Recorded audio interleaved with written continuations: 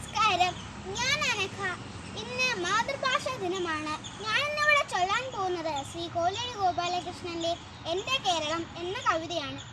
പാടും പുഴകളും തോടും മോടിക്കൂടും മാളരാണിക്കാടും നീലേ കളകളം പാടും കാട്ടുചോലയും മാമണി വീടും വെള്ളിയരഞ്ഞാടു പോലെ ചുറ്റും തുള്ളിക്കാളിക്കും കടലും കായലും നീലമലയും നീലെ കോരിത്തരിക്കും വയലും തീലിനി വട്ടിനി നാടും കൊച്ചു കേരമരതകത്തോപ്പും വള്ളിക്കുടിയിലുകൾ തോറും കൊച്ചു പുള്ളിക്കുയിലുകൾ പാടും പൂങ്കാവനികകൾ തിങ്ങും നടു പുഞ്ചിരി തുകുന്നിതെങ്ങും താളം പിടിക്കും ചെടികൾ നല്ല താരാട്ടുപാടും ലതകൾ നീലെ കുളിരൊളി തിങ്ങി എൻ്റെ കേരളം എന്തൊരു ഭംഗി.